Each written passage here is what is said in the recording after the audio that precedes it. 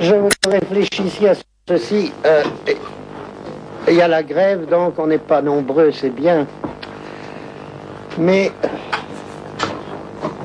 comment on va faire aujourd'hui? Moi, je vous propose, plus que vous auriez à proposer vous éventuellement, ou bien alors que ce soit vous qui parliez sur ce qui a précédé, si vous avez des choses à ajouter, des choses à relancer, ou bien alors que comme aujourd'hui, j'avais des choses pas très au point à dire, que je les dise d'une manière plus calme que l'autre fois, plus détendue, quitte à ce que la prochaine fois je recommence,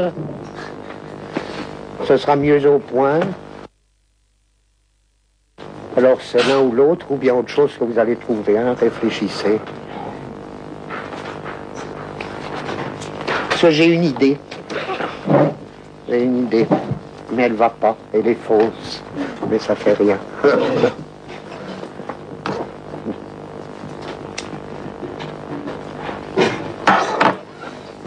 On peut poser une question d'éclaircissement. Poser des questions d'éclaircissement, oui, hein, oui. Mais oui, je réponds oui mélancoliquement parce que je trouve ça toujours triste, mais quelques-unes, oui, pas beaucoup, hein. Parce que visagéité est en quelque sorte le point de base est beaucoup plus important que les deux autres, comme par exemple, où est-ce qu'ils sont tous à peu près au même niveau, c'est un peu la même chose. Ça dépend du niveau. Pardon de répondre ainsi, ça dépend évidemment du niveau. Il y a des niveaux où tout est pris et rapporté à la visagéité. Il y a des niveaux, au contraire, la visagéité, elle se défait complètement. Et c'est évidemment les niveaux qui nous intéresseront.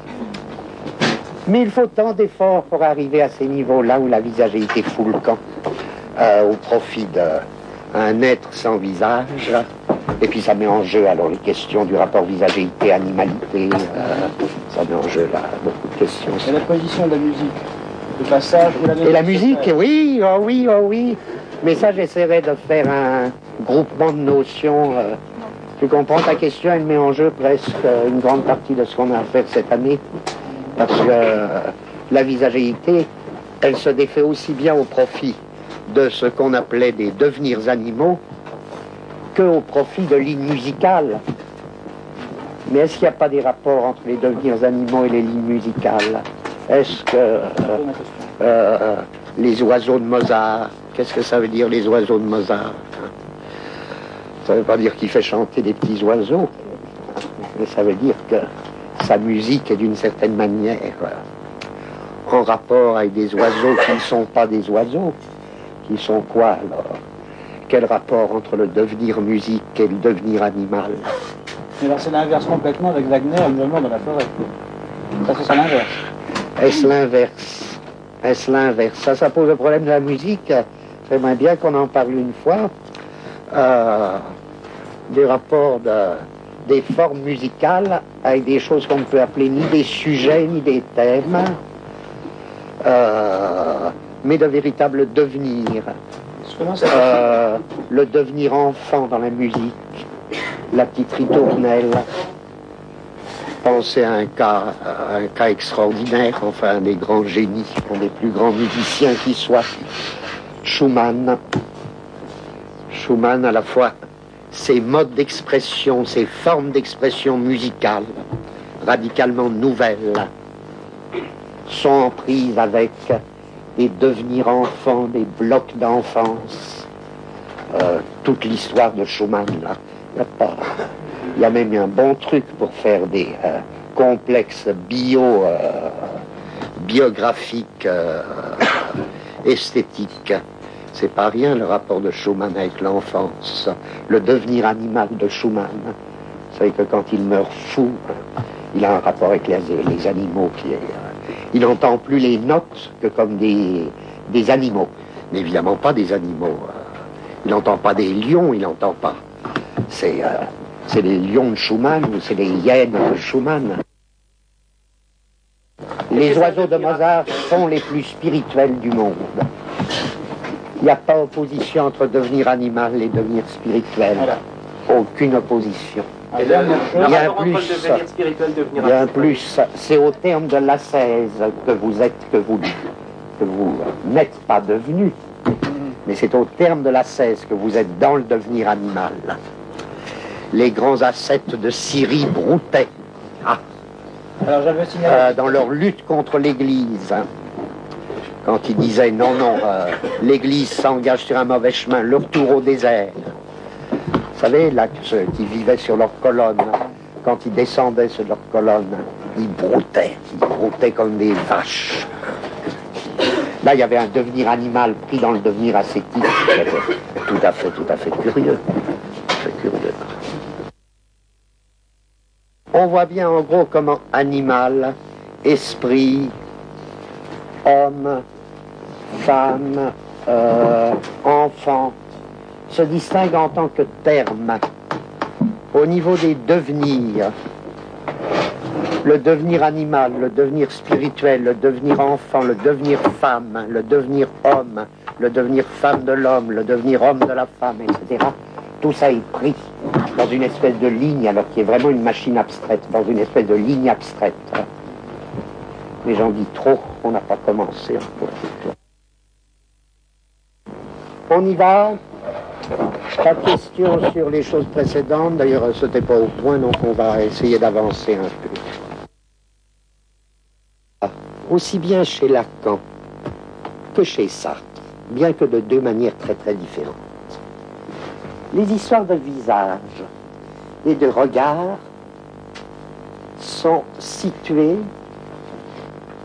en fonction, je dis très hâtivement, en fonction d'une certaine position et d'un certain problème de la subjectivité. Je dirais presque que nous, on voudrait faire l'inverse. Et que si l'on découvre des processus de subjectivation, ce soit en fonction du visage, au lieu que ce soit le visage qui soit rapporté à des fonctions de sujet. Chez Sartre, c'est évident, toute la théorie du regard est au service de la conception sartrienne du cogito.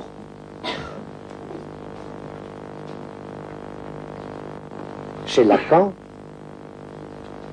si vous reprenez l'article sur le stade du miroir, je dis très rapidement que le stade du miroir me paraît impliquer, je parle très mal, je parle très rudimentairement, une espèce de recollection de l'image qui regroupe l'image pour que, à terme, elle soit mise en rapport avec l'ordre dit symbolique, ce que Lacan appelle l'ordre symbolique, et un sujet clivé dans l'ordre symbolique.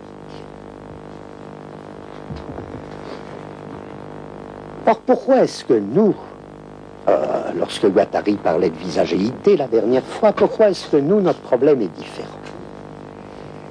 C'est que ce qui nous intéresse en gros, c'est les rapports de la visagéité et du pouvoir. Et pas du tout les rapports du visage ou du regard. Avec un sujet, de quelque manière que l'on conçoive ce sujet. Qu'est-ce que ça veut dire le problème des rapports visage-pouvoir? Je vais parler du rôle et de la fonction du visage dans les appareils de pouvoir. Je pense en désordre, une fois dit que les appareils de pouvoir ne sont pas réductibles à une unité. Le pouvoir politique est le visage du chef.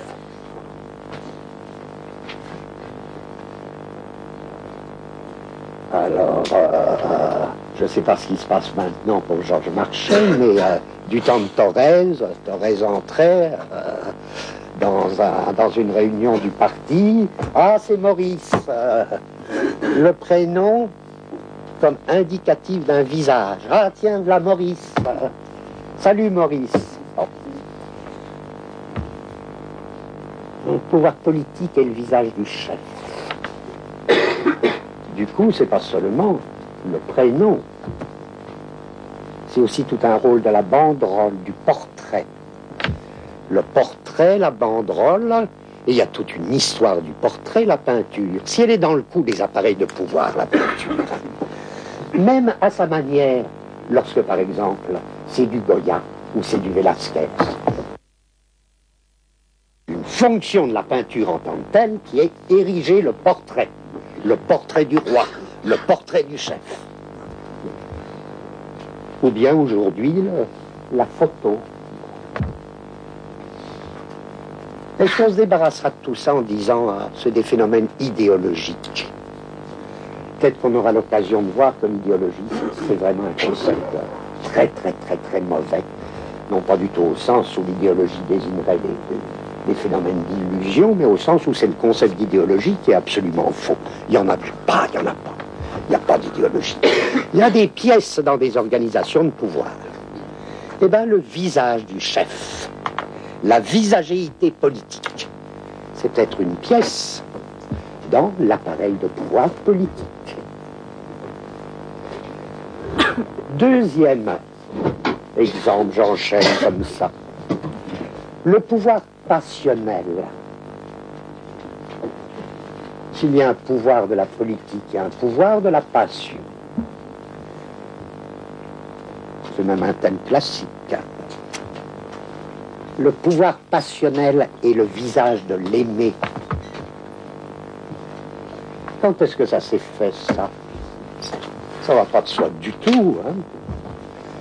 Quand le visage de l'aimé prend l'allure, vraiment, d'une pièce dans un appareil de pouvoir. Le pouvoir passion. Ça se fait quand? En très gros, ça a peut-être des précédents. Ça se fait du côté de l'amour courtois. C'est là que le visage de l'aimé prend un rôle qui, par rapport aux époques précédentes, ça commence vers 11e, 12e, 13e siècle. Par rapport aux époques précédentes, ça paraît vraiment un coup de folie. Là, on peut dire quelque chose de nouveau surgit. Bon, alors je cite comme deuxième exemple le pouvoir passionnel et cette seconde forme de visagéité, le visage de l'aimé. Et puis, il y a le thème qui est devenu un lieu commun de la psychologie du bébé, à savoir la réaction du bébé au visage de la mère. Curieux, on nous dit pas au regard. Là, c'est tout le temps le thème du visage maternel. Le bébé en train de s'allaiter, ou d'être allaité, qui réagit au visage de la maman. Bon, le pouvoir familial et le visage de la maman. Voilà une troisième forme de visagéité, ou un troisième cas de visagéité. Un des spécialistes de la question, c'est un pédiatre psychanalyste qui s'appelle Spitz, S-P-I-T-Z, qui a montré l'importance d'une maladie à laquelle il attribue une valeur déterminante dans l'engendrement de certains phénomènes schizophréniques chez l'enfant. C'est l'enfant privé de visage, du visage maternel, et qui réagit par une curieuse maladie, des troubles de type schizoïde. Voilà. On pourrait ajouter le visage de la star. Curieux, le visage de la star. Là, il faudrait, alors pour la prochaine fois, puisqu'aujourd'hui, du coup, on n'est pas assez nombreux, alors on fait que lancer des thèmes. Visage de la star. Je veux dire, il faudrait que quelqu'un qui s'y connaisse un peu dans l'histoire du cinéma se demande, par exemple, des choses comme ceci, qui doivent être bien intéressantes.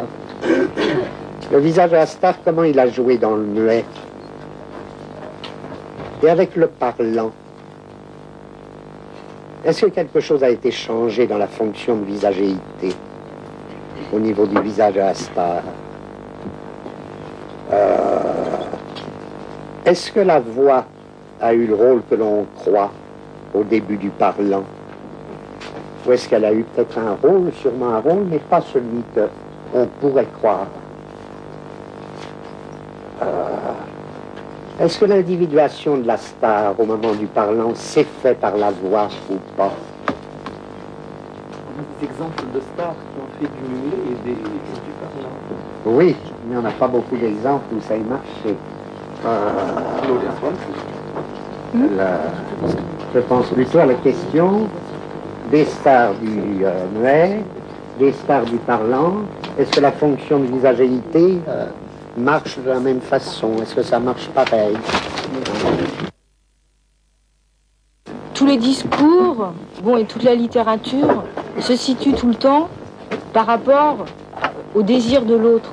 Bon, et le désir de l'autre, ça veut dire le regard de l'autre. Ça veut dire que tout d'un coup,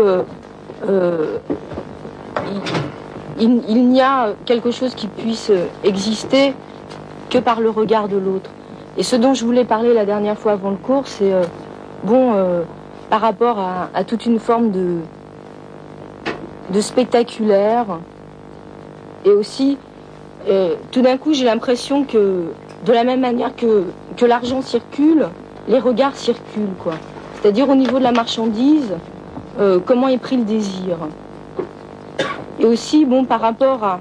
Enfin, toi, tu dis le visage du chef, moi, je dis le visage de la femme. Parce que le visage de la femme, bon, il n'existe pas non plus. Bon, tout ça, c'est... Pardon, j'y ai fait allusion avec l'amour courtois et le visage de l'aimé. Oui, d'accord, mais moi, je dis même la femme comme ça, enfin, même dire la femme. C'est-à-dire, bon, toujours...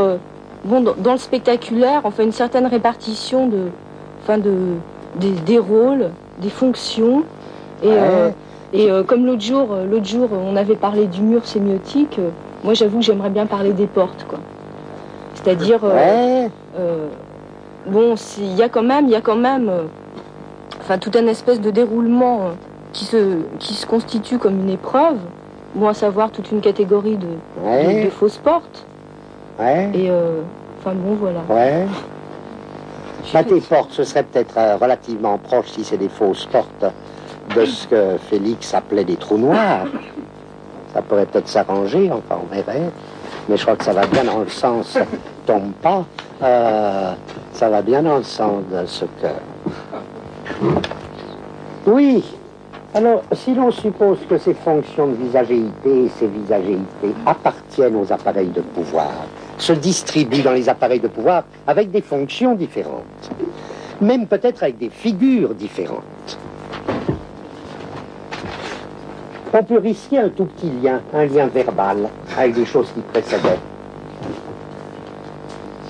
Est-ce que le visage, ce serait pas une des formes clés, mais quelle forme?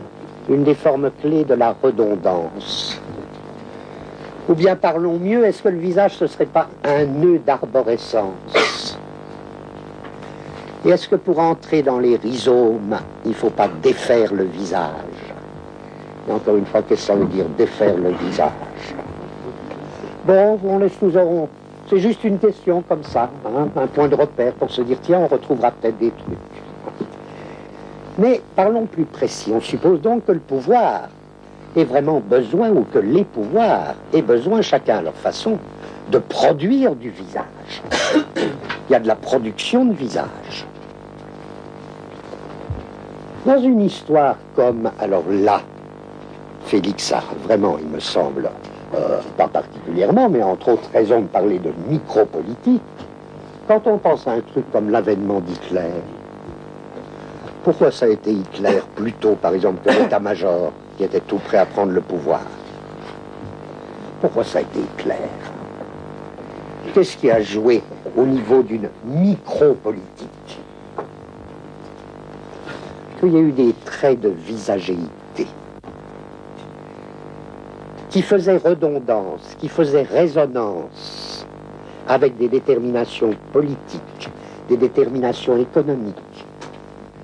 C'est pour ça qu'on est bien ailleurs que dans la simple idéologie. Qu'est-ce qui a fait que le visage de Hitler fut payant à la lettre, pas illusoire? pas idéologique, mais fut rentable et payant. Il y a une économie de la visagéité. Or, essayons de dire, je veux dire, là, c'est juste un schéma. Je ne dis pas du tout qu'on est en train de donner la réponse. Essayons d'avancer sur ce thème. D'où vient le lien entre pouvoir et visagéité? Une fois de plus, que surtout on ne nous fasse pas dire que la visagéité serait à la source du pouvoir. Ce serait une idiotie qui ramènerait tout à de la psychologie ou à je sais pas quoi. On dit la visagéité, elle a sa place comme pièce dans des appareils de pouvoir. Eh bien, d'où vient ce lien? Qui n'est assurément pas un lien génétique. Encore une fois, on ne dit pas le pouvoir dérive d'un visage qui s'impose. C'est pas ça du tout. D'où vient? Et d'où vient donc le rapport intime, visagéité, appareil de pouvoir? On peut concevoir des systèmes où ça n'intéresse pas. Imaginons, on procède par expérience imaginative. C'est les meilleurs parce que c'est toujours là que on fait varier des trucs. Il y a des sémiotiques, puisque le visage, ça fait évidemment partie d'une sémiotique. Le visage, la visagéité, c'est une sémiotique du pouvoir, ou ça fait partie de certaines sémiotiques du pouvoir. Eh bien, il y a des sémiotiques qui ne passent pas par la visagéité. Le masque, c'est une notion abominablement compliquée, parce que là, il faut vraiment faire pour le masque ce que Lévi-Strauss a fait pour le totémisme, à savoir dire, le masque, c'est un faux concept. Il y a une telle multiplicité des fonctions de masque, que parler du masque, c'est ne rien dire. Mais il y a des cas où le masque, loin d'être un phénomène de visagéité, est au contraire un phénomène qui a pour fonction de faire de la tête une véritable fonction du corps. C'est-à-dire de conjurer tous les risques d'une autonomie de la visagéité. Ça nous avance un petit peu. Dans d'autres sémiotiques de pouvoir, dans d'autres systèmes, il y aura au contraire besoin d'une autonomie de la visagéité. À quel profit? Et pourquoi? C'est même fou, on avance trop vite. Chaque fois qu'une sémiotique de pouvoir aura tendance à nier ou à supprimer les repères de corporéité, les coordonnées de corporéité, elle aura du même coup tendance à remplacer les sémiotiques de corporéité par des sémiotiques d'une toute autre nature, de visagéité. Je prends alors ce qu'on appelle, faut pas chercher des mots compliqués, les primitifs. Ou bien je dis, parce que c'est un mot commode, si on essaie de lui ôter tout son aspect évolutionniste, appelons ça provisoirement, sans même se justifier. Appelons ça des sémiotiques présignifiantes. Les sémiotiques primitives. Qu'est-ce qui se passe dans les sémiotiques primitives?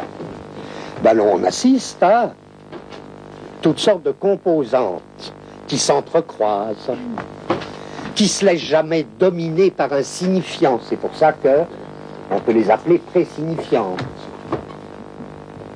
qui ne se distribuent pas d'après des chaînes signifiantes, mais qui renvoient simultanément à des composantes gestuelles, à des composantes rythmiques, à des composantes orales, ce qui ne veut pas dire des composantes de visage, à des composantes orales, à savoir la bouche comme cavité. C'est pas le visage, la bouche comme cavité. On peut dire que ces sémiotiques présignifiantes, si j'essayais de les caractériser, d'en donner certains caractères, je dirais corporéité, y compris dans leurs appareils de pouvoir, corporéité, animalité, rapport intime avec des devenirs animaux,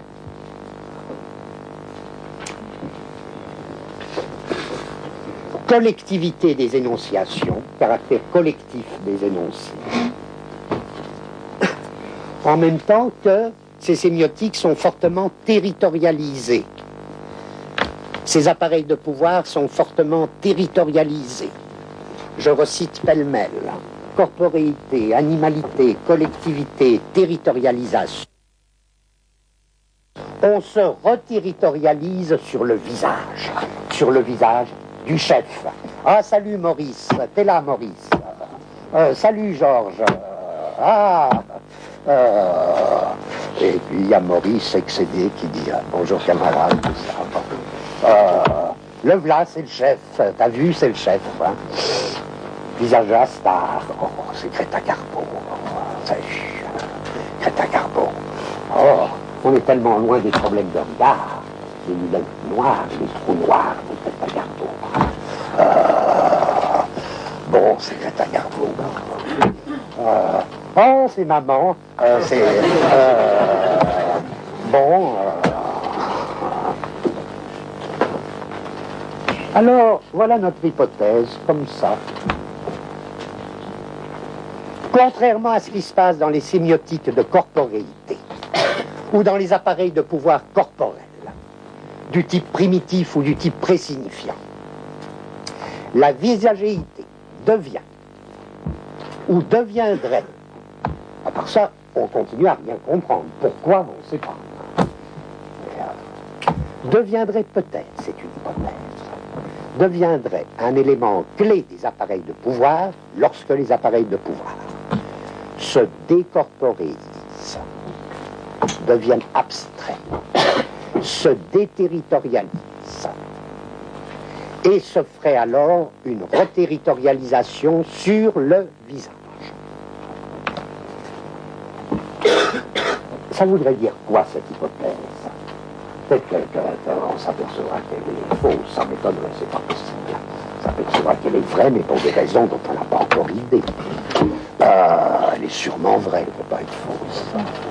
Alors, ça nous entraînerait à quoi? Finalement, à dire une chose très simple. C'est que lorsque les codes primitifs ont été foutus, lorsque les codes primitifs se sont écroulés, lorsque les codes présignifiants, avec leur polyvocité, avec leur mélange de composantes gestuelles, rythmiques, corporelles, animales, territorialisées, etc. Lorsqu'il y a eu ce vaste écroulement, bref, cette disparition des sauvages,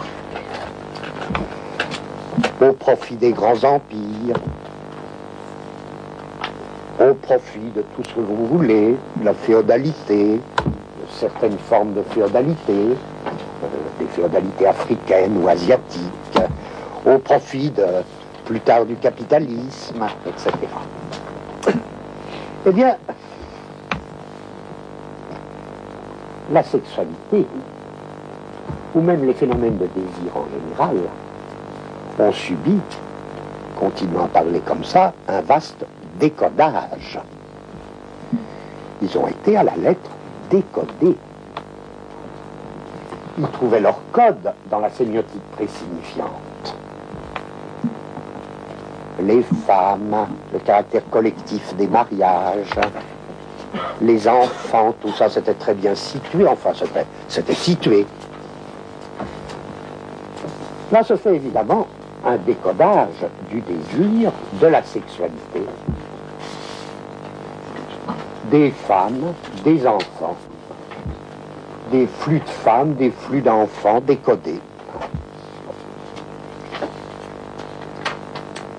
Notre hypothèse consiste uniquement à dire la visagéité, c'est ce qui va surgir comme moyen de surcoder. Et c'est pas par hasard que le visage, enfin, s'il n'était pas gonflé, n'est-ce pas? S'il n'était pas gonflé, c'est quand même le moins immédiatement sexuel du corps. Est-ce que c'est même une partie du corps, le visage? Oui, non, enfin, on sait pas, on verra. En tout cas, lorsque les codes primitifs s'écroulent, lorsque donc le désir traverse cette épreuve de décodage, il se fait surcoder par le visage qui va prendre alors pas du tout une fonction de sublimation, qui va pas au besoin être directement sexuel lui-même, mais qui va pourtant appartenir parfaitement et être une partie intégrante de la sexualité. Sous la forme, le visage, ça va être le surcodage de la sexualité. Et notre manière de surcoder la sexualité, suivant les vœux et conformément aux directives des appareils de pouvoir incorporels, déterritorialisés, etc., c'est le visage. Les yeux de ta belle, le regard de ton chef. Et voilà que tous ces visages, le visage d'un star, les yeux d'Elsa, les yeux d'Elsa, ouais. Non, mais même... C'est pas pareil, c'est un autre cas encore. Bon, faut pas toucher aux yeux d'Elsa. Il y a touché, lui, en tout cas. Même Lui, sans oui. prendre tous ces exemples... Oui, et qu'est-ce qui s'est passé? Qu'est-ce qui s'est passé? Même sans prendre tous ces exemples, hein, il y avait quelque chose que j'avais envie de dire quand même, c'est que l'autre jour, après le petit incident, j'ai quand même entendu dire oui, mais le jeune homme qui s'est bagarré, il avait passé toute la nuit avec la femme avec qui il était, à côté de laquelle il était. Formidable, Hein? c'est que ce sujet est bon. C'est évident que ça nous concerne. Les problèmes de couple, de visagélité, ça nous concerne. Sauf de sainte nature, qui se sont lancés dans les devenirs animaux qui consistent à brouter. Mais je suis le seul ici. Alors...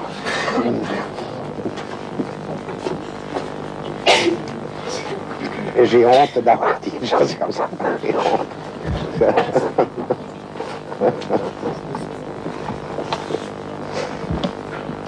Bon, voilà juste notre première hypothèse.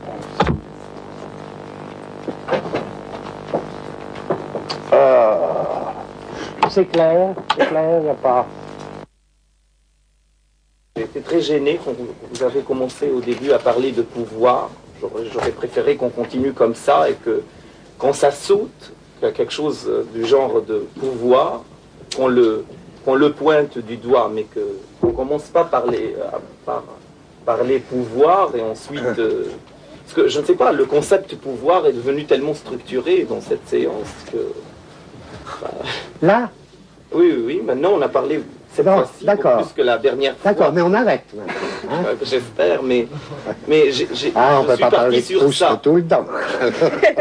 D'abord, quand on parle de Proust, on se fait engueuler, alors...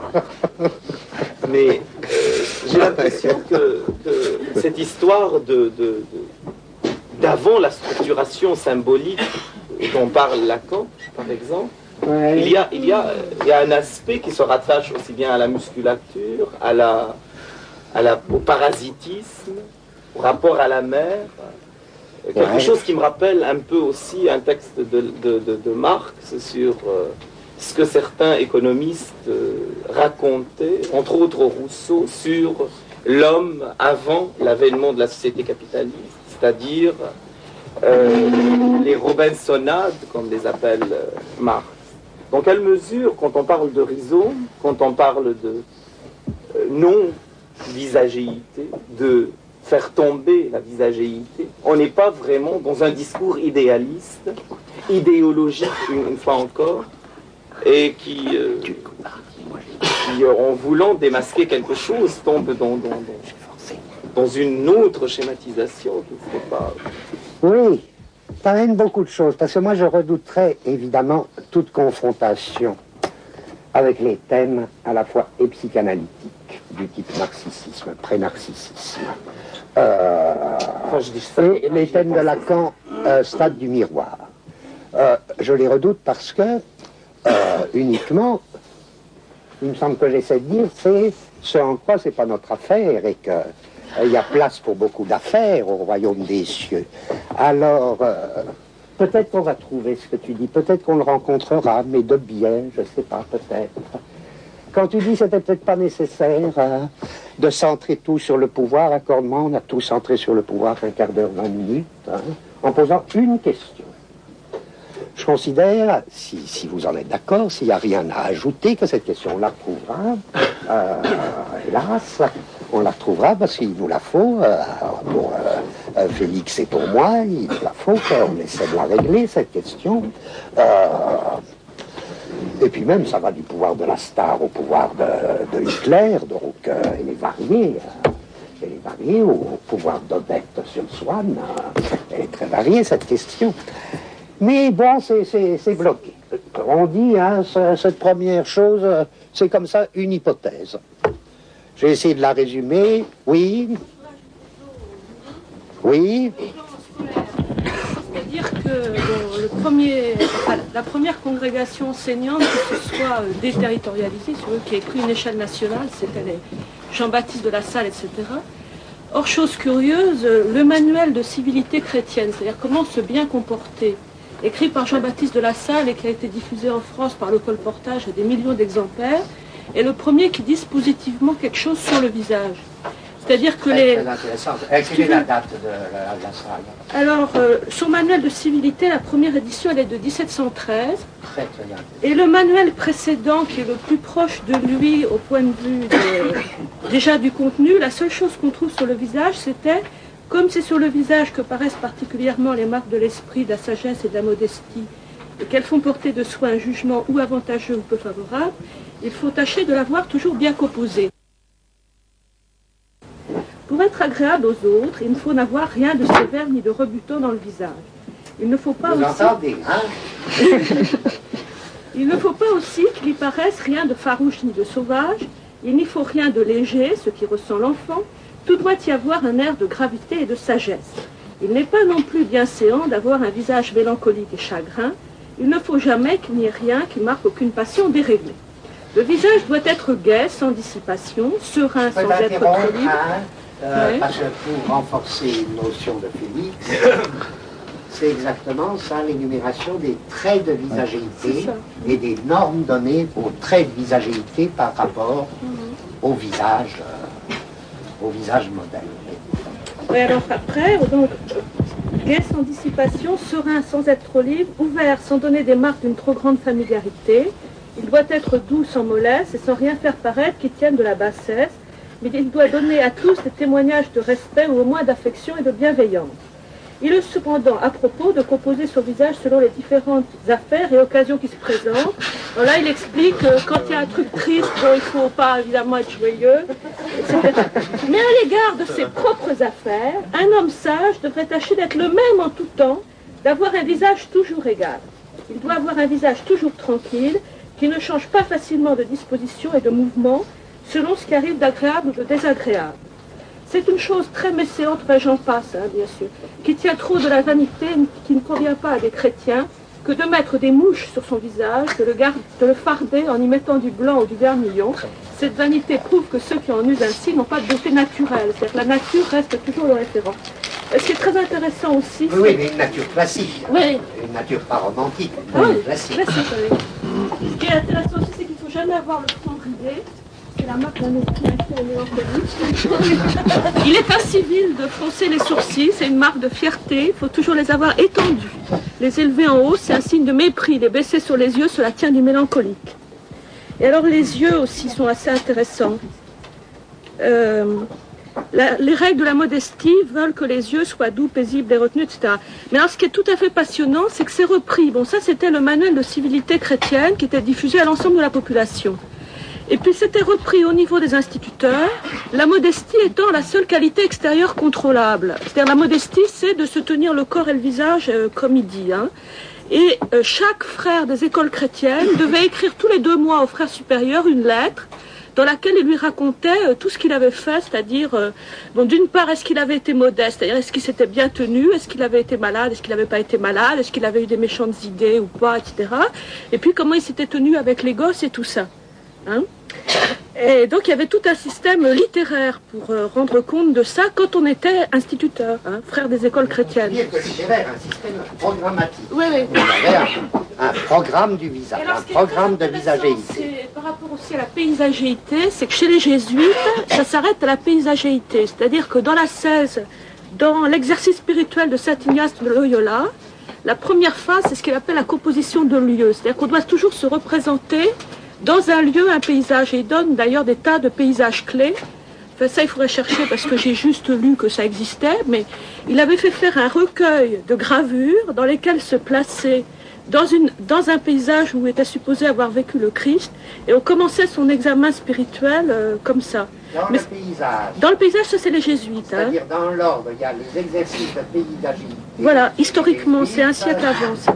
Et les exercices de visagéité chez les écoliers, ensuite, Voilà. reprenant des méthodes jésuites, mais inventant...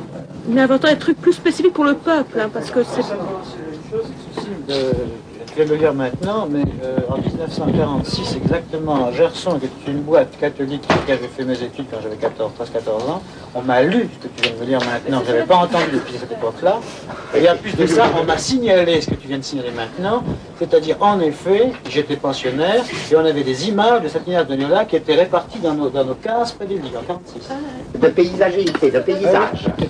On avait dit... Mais est-ce que dans Ignace, d'après ce que vous savez, le paysage est déjà mis en place comme devant entraîner certains sentiments de l'âme exprimables dans le visage? Oui.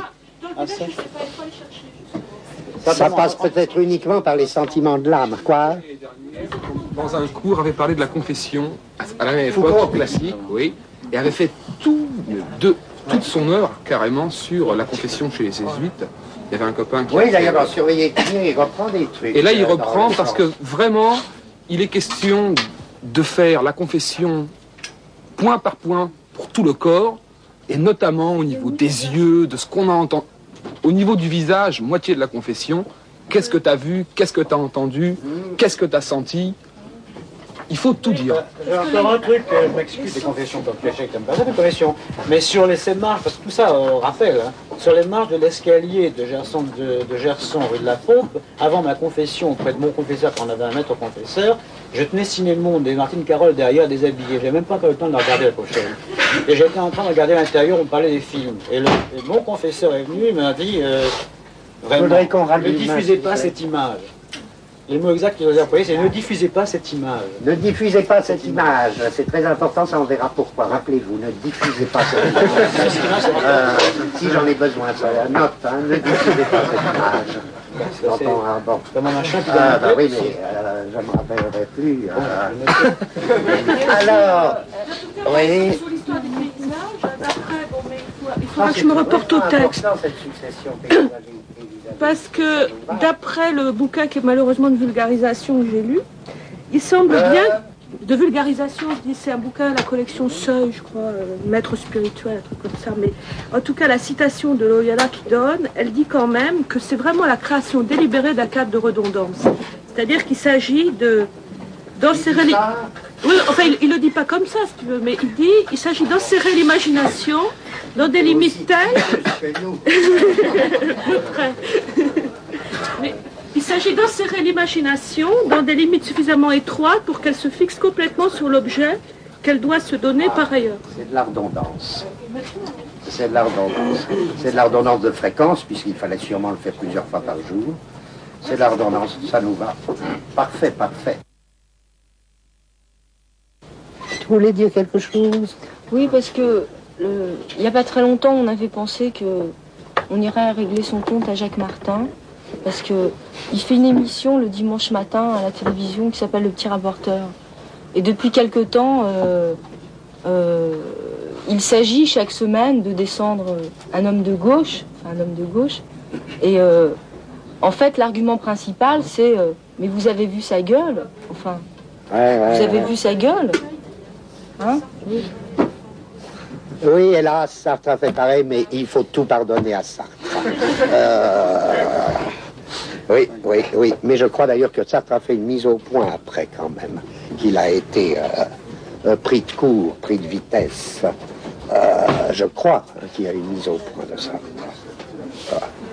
Bon, voilà. On en finit avec ce premier point. Je passe à un second point qui, à première vue, semble tout à fait différent. J'y pense, Antoine, je peux te voir tout à l'heure si ça t'ennuie pas.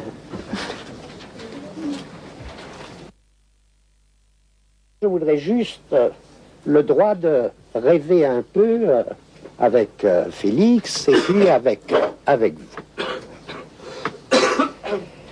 Je me dis, voilà, je vois. C'est comme si, et je ne dis pas ça par hasard, parce qu'on va en avoir besoin tout à l'heure, faisons comme si on s'endormait. Comme si on était dans la phase d'endormissement. Parce que les psychologues appellent l'endormissement. Et puis, on voit des drôles de choses. La première chose que je vois, et là je la vois, c'est le visage du despote. Le visage du despote, il est hautement signifiant. Je dirais même que le visage, dans cette première figure, c'est la substance du signifiant. Il a froncé le sourcil. Il a caché un sourire. Le visage du despote comme signifiant. Il y a des textes partout à propos de tous les despotes. Ils avaient leur tic, ils avaient leur... Ce visage du despote, en gros, je me laisse rêver, c'est peut-être faux, non, mais ça... C'est un visage qui s'impose à nous, au moins quand nous nous endormons, comme toujours, de face. Un visage de face. Vous me direz le tien. Moi, j'en ai pas. Moi, je suis plutôt prosterné. Je le regarde quand même, ce visage. Tantôt prosterné, tantôt regardant. C'est un visage des hauteurs. Hein. C'est un visage en haut. Et de face. Et ce visage, pourquoi? Il faut bien une raison. Pourquoi à nous tous, peu importe si vous ne la savez pas encore, vous le verrez en vous endormant, pourquoi est-ce que ce visage, vu de face, se détache sur un mur blanc? Comme si, mais c'est peut-être, voilà. C'est un peu la méthode graffiti. Un bonhomme de face sur un mur blanc, sur un fond blanc. Le mur blanc est le visage signifiant vu de face. Comme le visage est le sensuaire. Le visage, là, pris dans le mouchoir. Ce visage de face sur un mur blanc. Ça me paraît terrifiant. Enfin, dans les bonnes conditions d'endormissement, c'est terrifiant. Peut-être que ça n'existe pas, peut-être que ça existe, peut-être que... Bon, je dis voilà, c'est comme ça une première chose. On la met de côté. Hein. Quand même, ça nous ferait un schéma. Un rectangle blanc, un visage. Est-ce que ce visage, ça va être déjà un trou noir? Un trou noir sur un mur blanc, ça nous irait bien. Mais enfin, il ne faut pas aller trop vite. Hein. On dit juste un visage sur un mur blanc. Ça, c'est le visage signifié et de face. C'est le visage signifiant despotique. En effet, il n'agit pas par le signifié. Il agit vraiment, là, par uniquement un ensemble de lignes de lignes rythmiques sur un mur blanc.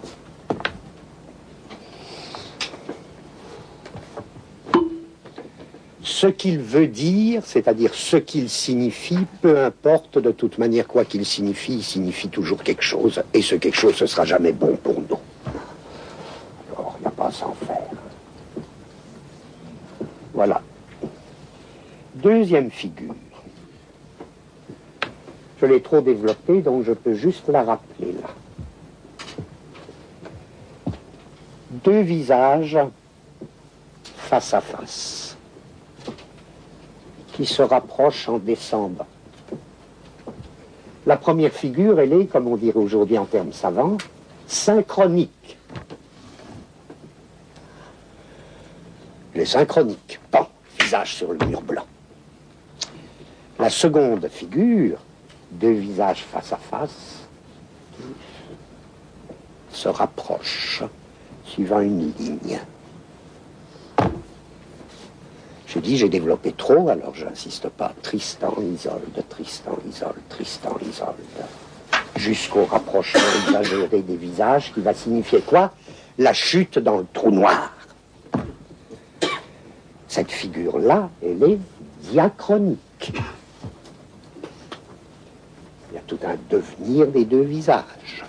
Ils ne sont pas forcément face à face. Ils peuvent être même dos à dos. C'est plutôt de profil, en tout cas. Ils sont plutôt de profil. Deux visages de profil qui descendent, ou qui s'approchent, qui frôlent un trou noir, qui vont se précipiter dans un trou noir. Le trou noir de la passion. Tristan, Isolde. Cette fois-ci, ce n'est plus le visage signifiant, synchronique du despote sur mur blanc, c'est visage passionnel. Ou, pour garder des mots commodes, en leur ôtant encore tout évolutionnisme, si possible, post-signifiant. Le visage passionnel de l'aimer, avec pas une fonction de signifiance, avec une fonction qu'on pourrait beaucoup plutôt appeler une fonction de subjectivation. Mais vous voyez que c'est pas du tout conformément à la méthode que j'annonçais, c'est pas du tout le visage que nous rapportons à un sujet, c'est la fonction de subjectivation que nous engendrons à partir d'une figure de visage. Et quand je dis les deux profils tournés l'un vers l'autre, pas forcément. Dans cette diachronie, dans cette allée vers le trou noir. Cette fois-ci, c'est plus visage vu de face sur mur blanc, c'est donc visage de profil qui file suivant une ligne diachronique. Une ligne diachronique par opposition à la surface du mur blanc, ligne diachronique et ça file vers le trou noir. Pas forcément, je dis, pas forcément se regardant. Ils peuvent se détourner à moitié pour s'épier. De l'amour-passion, ils tendent à une espèce de stade conjugal, déjà. Ils s'épient. Ou bien ils se détournent. Dieu détourne son visage du mien qui détourne le mien du sien. Tiens. Il y a eu un temps où les dieux ne détournaient pas leur visage. Quel est le Dieu qui invente le détournement des visages? Quel est le Dieu qui détourne son visage de son fidèle, tandis que le fidèle détourne son visage du Dieu? Et qui est-ce qui invente cette ligne diachronique qui tend vers un trou noir? C'est l'histoire du peuple juif. C'est l'histoire du double détournement. Histoire qui aura elle-même toute une histoire, puisqu'elle finira chez l'antisémite Heidegger. Dans toute sa réinterprétation du double détournement dit catégorique, et c'est pas par hasard que ça vient de Kant, tout ça, et que c'est passé par Hölderlin, donc ça nous ouvre beaucoup cet endormissement. Il devient trop cultivé, alors j'arrête, mais on voit bien que c'est une autre figure.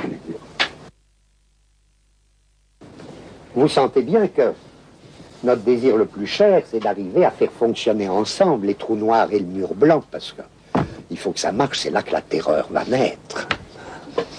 Un trou noir dans un mur blanc, il n'y a rien qui puisse faire plus peur.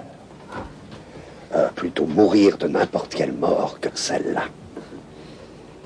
Bon, je dis troisième image d'endormissement. Les deux précédentes, c'était des manières d'ordonner les traits de visagéité. Et comme Hahn l'a très bien dit, en effet, il y a une liste de traits de visagéité qui va être surcodée par le visage. Troisième figure d'endormissement que je vois, moi, c'est... Là, ça devient plus inquiétant. Se produit comme une espèce de libération des traits de visagéité qui échappent au visage. Comme si le visage fondait. Que les traits de visagéité devenaient comme des oiseaux.